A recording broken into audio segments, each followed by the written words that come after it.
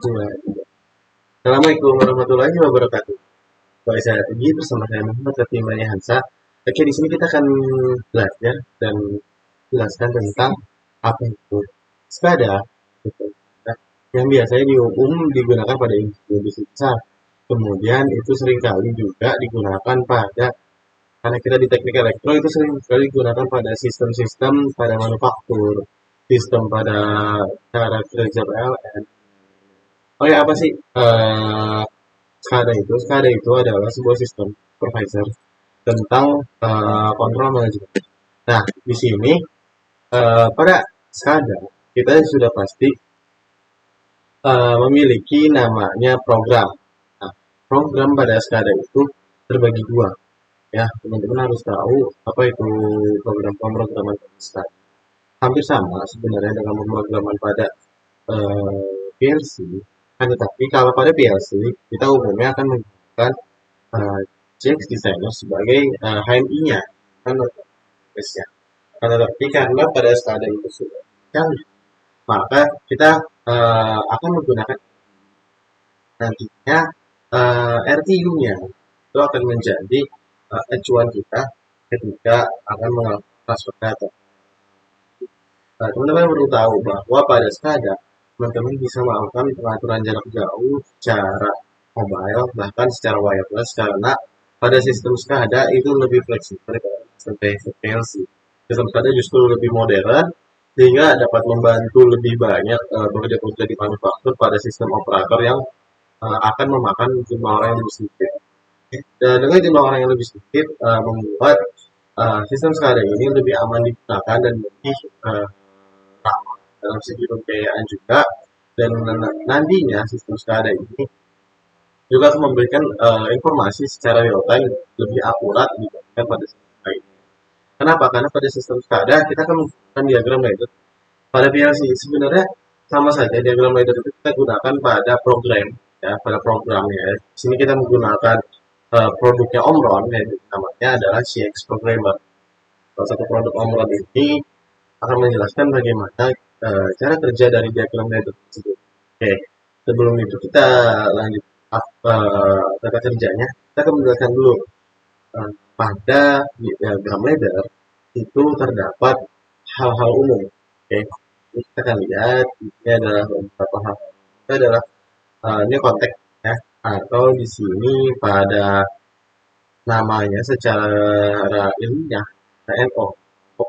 Kenapa namanya open? Karena pintunya terbuka. Ini adalah NC-nya, kemudian normalitas ya. Di sini memberikan arus secara langsung ya. Kemudian di sini ada OR ya, NO. NO-nya itu tapi dalam bentuk OR. Jadi teman-teman ketika ingin membuat sebuah ingat ya teman-teman, sistem boolean. Oke, kita coba bikin sedikit tentang sistem boolean. Ya, sistem boolean itu adalah ketika OR dia tidak adalah 0, itu 1, itu bisa jadi 0, jadi 1. Dan untuk 1, 1 itu sudah pasti hasilnya 1. Pada 0, 0 itu hasilnya adalah 0. Jadi teman-teman harus ingat prinsip dari OR. Jadi waktu itu kita belajar ada ini pembelajaran saat kita kuliah sistem digital. Ada OR, ada OR, ada NOT, dan ada AND, ada NAND, gitu kan. Jadi teman-teman harus belajar itu supaya nanti pada pemrograman ini tidak akan kaget. Terus apa sebenarnya di sini ada wire-nya ya, wire ke atas, di sini ada wire horizontal, di sini ada coil. Nah, coil di sini berfungsi sebagai outputan dan pertanda, atau misalnya tanda hidup atau tanda yang bisa memberikan tanda kepada NO atau NC lainnya di bawah diagram ladder adalah coil. Kemudian di sini adalah new close coil, jadi coilnya itu akan langsung mendapat arus listrik tanpa ada perintah boolean yang dimasukkan 0 atau 1. Oke. Ini seperti kita pelajari pada probabilitas dan statistika bahwa perintah itu cuma ada 0 dan 1, sehingga pada perintah 0 dia akan berhenti, pada perintah 1 dia akan oke. Setelah itu ada PLC instruction. Di sini umumnya memberikan binary ya. Binary itu adalah penghitungan atau di sini akan memberikan sebagai timer. Sebagai timernya pada pemrogram. Di sini adalah function block call. Ya, function block call di sini fungsinya adalah pada sebuah fungsi blok fungsi di mana memiliki dua buah sistem instruksi bersamaan pada satu buah tempat. Jadi ini mirip sama dengan ketika teman-teman mempunyai permasalahan A dan B, oke, kemudian ada orang yang menengahi, nah itu adalah si function block call ini, oke, langsung parameter dan lain-lain. Oke. Kemudian teman-teman juga harus kenalan sama nama program yang itu adalah CX Supervisor. Kenapa Supervisor namanya? Kenapa kita tidak menggunakan CX Designer? Ingat tadi kata sekadanya di depan ada Supervisory. Nah, kita memiliki kemampuan untuk mengkontrolan secara luas, secara masif, bahkan secara besar itu dengan CX Supervisor dibandingkan pada CX Designer. Dan ini teman-teman bisa lihat pada landing page-nya. Ya. Page-nya di sini bahwa di sini adalah UI namanya, user interface, gitu kan. Nah, user interface yang diberikan pada supervisor tidak memungkinkan kita untuk membuat user interface yang sesuai dengan HMI yang kita inginkan, ya, sesuai dengan yang mudah kita baca, sehingga nanti akan menghasilkan user experience yang sesuai dan bahkan mudah atau ramah dipahami oleh orang. Oke. Kemudian pada user interface ini juga pada HMI ini kita memasukkan beberapa fungsi. Contoh, ini pemrograman kita adalah water tank, fuel system water tank. Jadi pengisian sebuah water tank secara otomatis dan menggunakan sensor. Sensor yang digunakan adalah sensor yang bersifat waterproof, gitu. Karena sensor ini juga nanti akan membaca ketinggian dari air. Oke, pada sistem tanknya kita juga harus tahu tentang apa? Tahu bahwa ini seperti apa keinginannya, gitu kan. Sistemnya seperti apa, kemudian apa yang diinputkan, gitu kan. Dan ini untuk gambarnya seperti apa, di sini ada banyak hal lainnya. Oke. Kemudian di sini adalah sistem tombolnya. Nah, sistem tombol yang digunakan. Pada sistem tombol yang digunakan di sini ada dua. Di sini ada sistem tombol jadi kita membuat dua diagram itu. Diagram pertama dan diagram pertama kita hanya menggunakan satu tuas clock dari fuel sistemnya. Ketika dihidupkan, air akan hidup, dan ketika dimatikan, air. Dan pada diagram yang kedua kita menggunakan sensor. Tujuannya apa? Bahwa kita ingin memberikan bahwa sistem itu dapat bergerak semi autonomous. Jadi kita bisa tinggalkan sistem hanya cuma dengan memantaunya saja. Di sini pada beberapa kondisi teman-teman melihat bahwa di sini warna birunya adalah air, ya, air yang kita inginkan. Kemudian di sini ini adalah bentuk dari sensornya, ya, ini adalah bentuk dari sensor. Dan ini water tanknya. Di sini adalah tombol. Oke, kita balik dulu ke diagram. Oke, pada pemrograman ini, di sini kita tahu di sini menggunakan NO dengan push button, yaitu P_1 di sini maksudnya adalah push button pada waktu pertama 1 second. Oke, inputannya adalah addressnya 0,000 landingnya. Kemudian di sini pada beberapa kondisi skor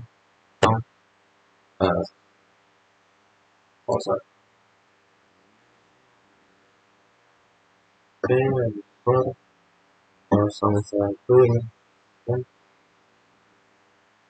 Oke, itu sekian, berarti nanti air akan bertambah selama second sampai dengan. Nah, setelah itu setelah kita merasai semua tombol itu tadi ini menggunakan 0,0. Kenapa kok 0,0? Karena teman-teman perlu tahu, jika inputannya itu 0,0, maka address lainnya yang berkaitan itu harus dibikin 0,0 karena dia adalah satu alamat. Okay. Karena sistem eksekusi dari program diagram itu adalah menggunakan up to dot execution. Itu sama dengan pemrograman C++ atau pemrograman bahasa C bahkan C#. Nah, pada pemrograman ini dia dari atas ke bawah akan mengeksekusi satu persatu, sehingga ketika teman-teman menggunakan itu dari 0 ke 0, maka 0 ke 1 akan lebih mudah untuk mengorganisir pengklasifikasian pada input ataupun output ataupun sistem kerja dari koilnya dan pada instruksi casing. Oke, kita langsung run saja. Sini work on the simulation. Nah, jadi nanti dia akan langsung saving, terus dia akan mengirimkan datanya dulu. Nah, ketika ini bekerja, terus apa yang harus kita lakukan? Kita lakukan di sini pada check supervisor kita. Nah, pada check supervisor di sini kita memberikan data pada airnya. Ini sama juga halnya ketika kita melakukan pada CX designer. Nah, hal ini kita lakukan pada persentase field, ya vertikal, horizontalnya. Nah, ini 0 menuju 100 gitu kan. Nah, di sini apa yang kita pakai? Apakah data satu ataukah data yang lainnya? Saya sudah membuat bahwa di sini ada volume. Nah, di sini kita bisa lihat bahwa kita akan menggunakan volume dari bottom up atau tidak menggunakan data satu karena di sini ada project script ya.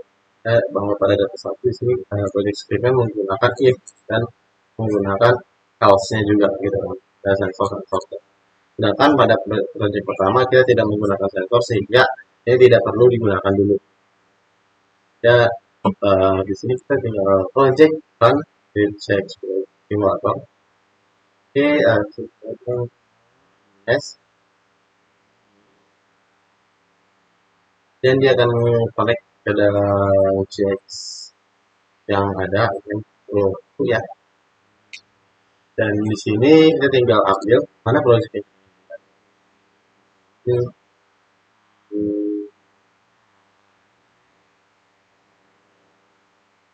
Oke, di sini event share. Saya coba hidupkan. Sini lihat bahwa pertumbuhan itu persentasenya menggunakan stopwatch atau dia akan terus mengisi sampai dengan air itu penuh. Ketika air penuh, dia akan berubah menjadi kondisi mati. Ya, paparan hidup dan air akan terus seperti itu. Ini pada kondisi awal di mana sistem itu masih tidak menggunakan sensor. Ini kita akan matikan. Kita akan ketik ya. Misalnya di sini pengisian yang berhenti dengan asumsi bahwa ketika memang dimatikan juga secara paksa ya, sistem bisa mendeteksi bahwa dia harus berhenti dalam mengisi air dari bawah. Oke, kita keluar dulu.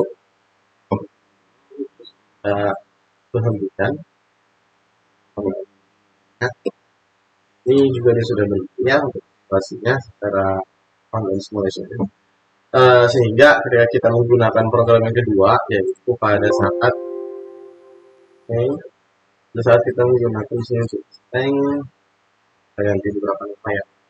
Saya sedikit menjelaskan bahwa pada project ya sebelah kiri ya semua memiliki sub dari projectnya. Jadi ketika teman-teman mau tahu data type di sini ada simbolnya, kemudian apa saja simbol yang sudah dimiliki. Terus di sini memorinya, memori I/O yang digunakan pada CPU ini akan dengan versi tipenya adalah CJ2H gitu ya. CPU 64 karena device yang kita gunakan ini adalah 64 bit. Oke. Kita langsung masuk ke programnya. Nah, di sini kita menggunakan coil sebagai eksekusinya. Sensor memiliki ini kan inputan yang berbeda karena tadi dua sensor yang berbeda ya. Sehingga pada 001 semua yang berkode 001 itu adalah berkaitan dengan sensor 1. Contoh ini dengan ini itu berkaitan dengan sensor 1. Ini dan berkaitan dengan sensor 2. Ini berkaitan pada sensor ya dengan kode belakangnya 01. Oke. Kita lanjut pada CX supervisornya. Ada beberapa hal yang harus kita atur. Pertama, pada toggle switch-nya. Di sini kita menamakan ini dengan sensor A pada bagian atas ya. Beberapa group require item yang sudah kita buat. Oke, di sini kita namakan dengan sensor B. Teman-teman bisa ganti dengan kondisinya, bahkan state attribute-nya. Di sini point editornya pula banyak ya. Di sini kita lihat ada beberapa hal. Bisa kita ganti juga di sini sensor A, B, tombol, off, dan volume. Nah, sini kita bisa lanjutkan project kita pada beberapa. Karena bahkan teman-teman mau bikin teks di sini kan. Sini adalah sensor A. Teman-teman mau bikin di sini dengan kode sensor B. Ini juga bisa teman-teman lakukan. Nah, jadi sensor A terdapat sensor B. Oke. Ketika itu kita tidak lupa untuk mengubah persentase sebetulnya ini sudah dibuat pada scriptnya. Dengan zoom kita ke satu. Oke, kita rubah tadi minimum value-nya kita 1 ya. Pada kondisi 0 ya. 100 dan 400. Oke, dan ketika memang sudah siap semuanya kita online. Kita udah ada ya. Closing. Ketika memang simulasi sudah berjalan dengan lancar pada permohonannya, maka kita tinggal buka pada export dasar. Dan dia akan mengasih itu ya.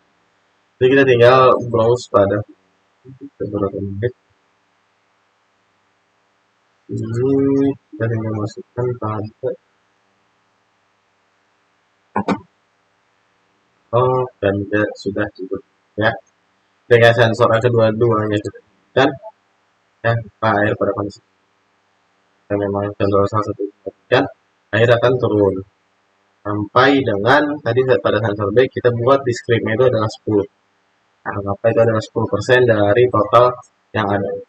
Misalnya ini adalah 500 liter gitu. Misalnya mungkin ada 400. Tapi ketika sensor dimatikan ya kan, nah sensor dan keduanya dia akan pada penuh nah, mengisi ya. Anggapannya dia mengisi pada kondisi penuh gitu. Turun hingga ke sensor B. Dimatikan dia akan turun terus kan sampai dengan airnya habis karena tidak habis ya. Karena pada kondisi ini adalah sensor A masih mendeteksi kondisi air sehingga sensor B masih dianggap begitu. Dan sensor A dimatikan maka air akan mungkin matikan dulu ya. Sekian yang dapat saya jelaskan, kurangnya mohon maaf, saya akhiri. Jika memang ada salah, kalau diperbaiki, wassalamualaikum.